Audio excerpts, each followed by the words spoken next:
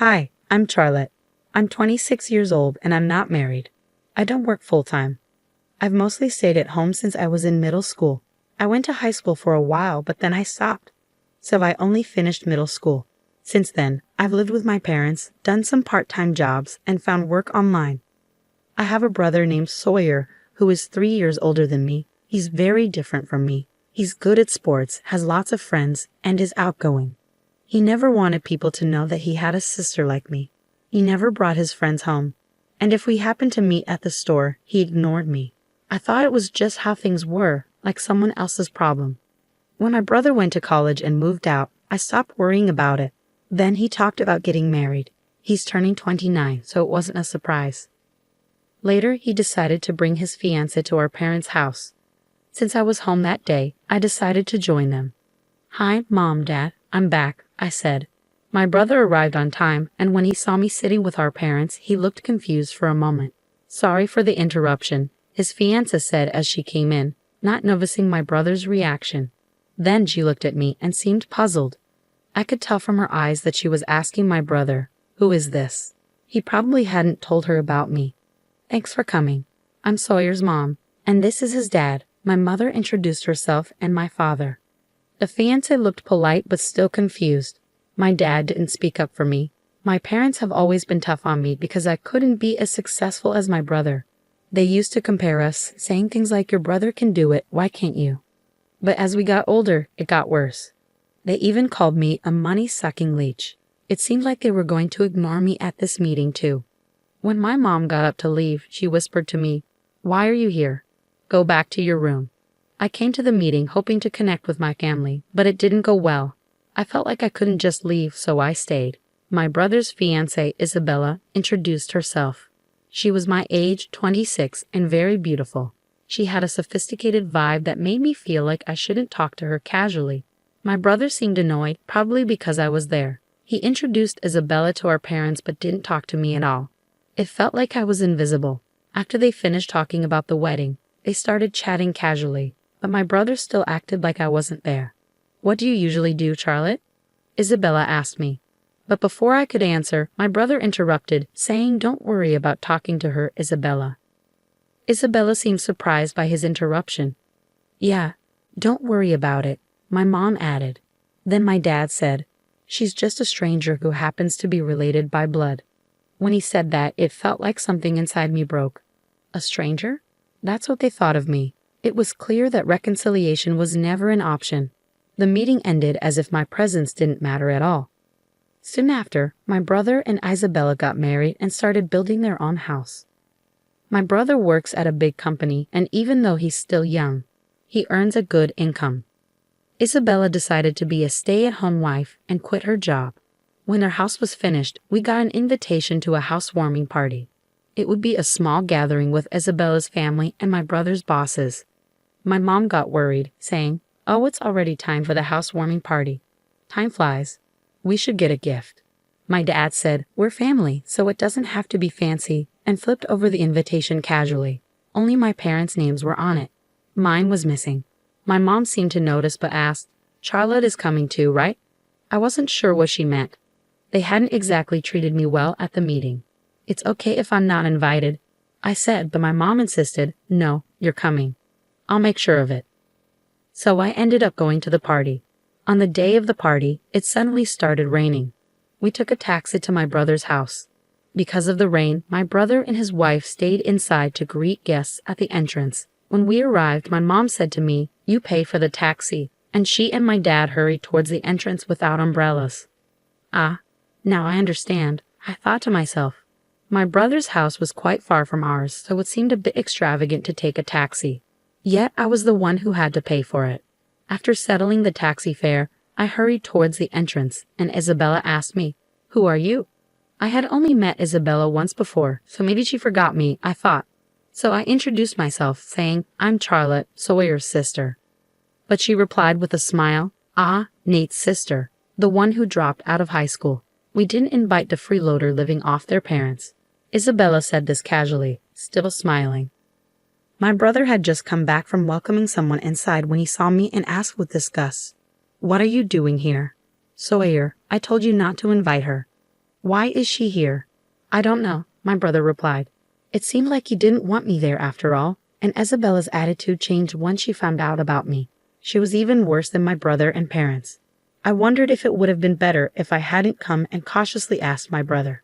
Yeah, you're basically a stranger because you didn't finish high school. Not finishing high school doesn't count as an education, right? Can you please leave quickly? Isabella added, backing up my brother.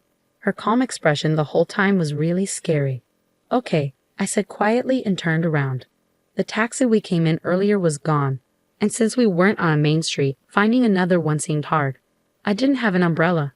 I started walking, getting soaked in the rain. I could hear Isabella laughing behind me. After a while, I got back home. My parents returned looking happy. They saw my face and asked, "Why did you leave so suddenly? Couldn't you at least call a taxi to get back?" "You're so useless," my mom complained, as if it was nothing unusual. "Sorry, I suddenly got a stomach ache. I lied to cover up the real reason." "You left just because of that. You're hopeless. Make sure to give the gift later. You're an adult," my dad scolded me. Speaking of which, I had prepared a gift for the party, but I ended up bringing it back without giving it. I wanted to send it by mail, but I didn't know the address. I thought about asking my parents for the address, but the tension at home made it awkward. So I reached out to my brother instead. "I want to send a gift. Can you tell me the address?" His only response was, "I don't give my address to strangers, right?" I sighed.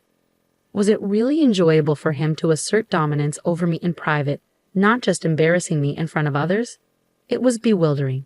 Maybe it wasn't just my brother behind these messages. Perhaps Isabella was also involved, laughing along.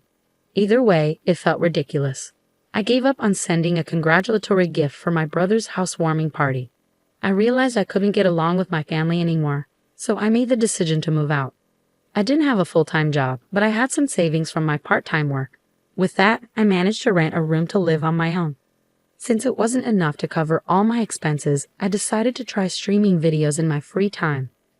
I had always enjoyed watching streams as a hobby and had a knack for spotting trends among popular streamers and boosting views. When I started streaming myself, I began earning tens of thousands of dollars a month. That income kept growing, enough to cover all my living expenses. I decided to invest the money I had saved up.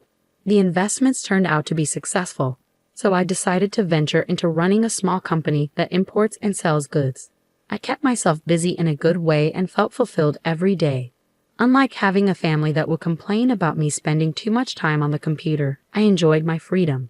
A few months later, I got a call from my parents, who hadn't reached out to me since I moved out.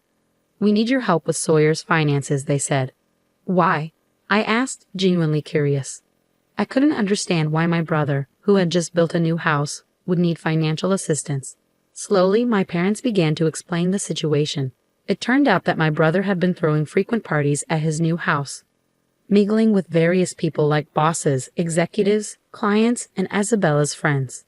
During one of these gatherings, someone pitched an investment opportunity to him, and my brother ended up trusting it. He ended up losing a large amount of money, enticed by the promise of quick returns in just a few months. I was surprised. My brother had a good job, so if he had just focused on working hard, he wouldn't have made such a mistake. It was a pity. "Who recommended this investment? Is it a scam?" I asked. "No, it's not. It's someone Isabella knows," my parents replied, showing complete trust in Isabella. "How much do you need?" I asked, shocked by the amount. It was more than what an average employee could easily afford. Is that really the amount my brother needs alone? I asked my parents hesitantly, fearing the answer.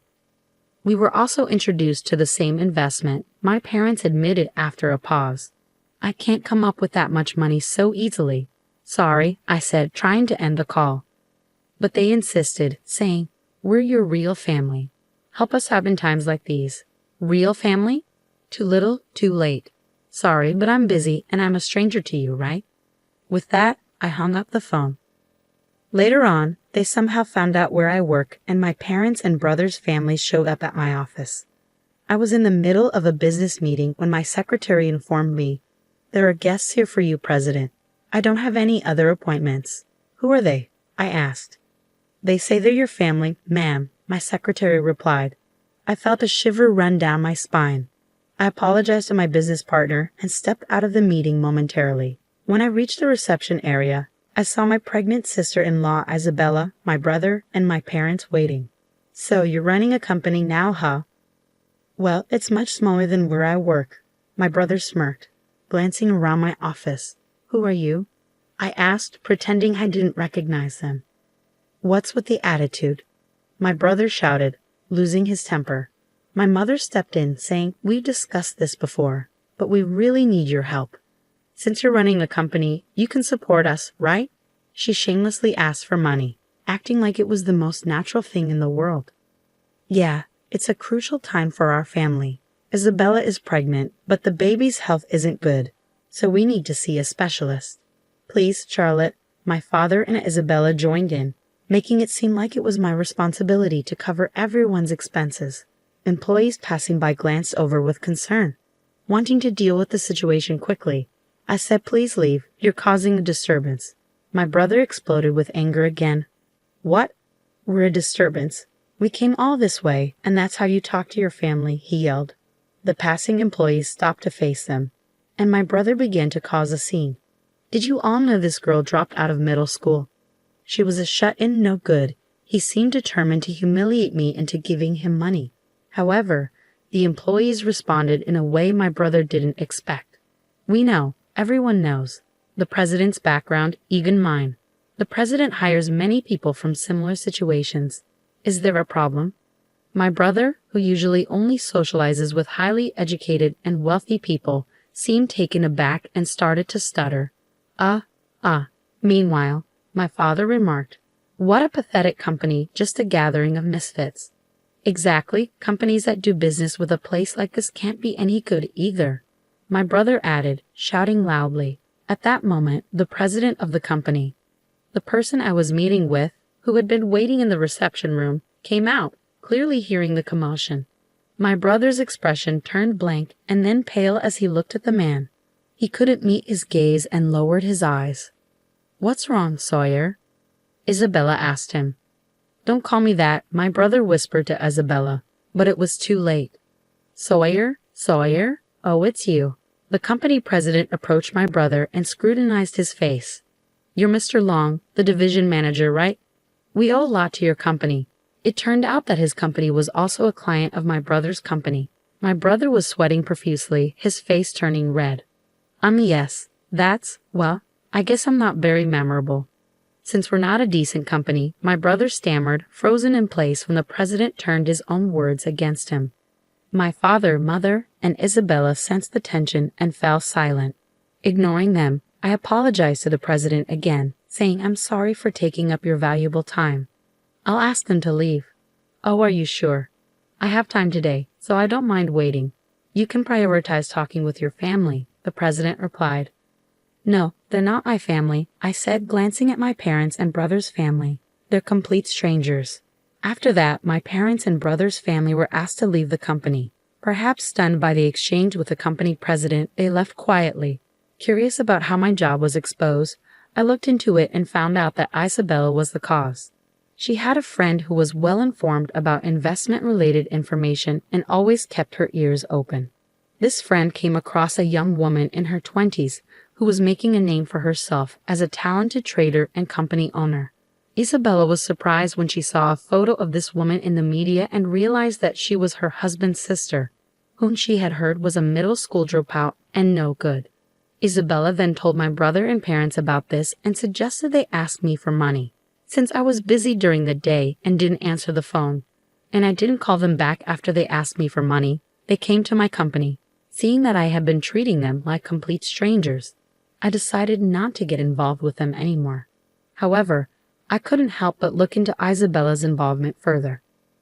I was curious about Isabella's friend who played a role in my family's financial troubles. It turned out that this friend was actually Isabella's ex-boyfriend, and they still seemed to be involved. Shockingly, the child Isabella was carrying wasn't my brother's but the child of that investor. My brother was devastated to learn the truth, understandably so, as everything had been a lie. Additionally, it seemed that Isabella had been scamming money from several other men under the guidance of her ex-boyfriend. Consequently, my brother and Isabella got a divorce, and both of them are now in police custody. Unfortunately, The lost money won't be returned anytime soon. Following the incident at my company, my brother's situation at his workplace worsened. He was transferred to a less prestigious department and eventually resigned. Similarly, my father faced troubles at work when the president witnessed him losing his temper with a subcontractor. After investigating his behavior, he was fired. Apparently, he had been making derogatory remarks about people with lower education levels, similar to what he used to say to me. So both my brother and father ended up losing their jobs. Despite their reduced income, my former family still tries to contact me, suggesting that we live together. However, I have banned them from entering my company's building, so they can't force their way in anymore. Despite their efforts, my response remains the same. I don't know you, you're complete strangers to me. I have no intention of changing my stance in the future.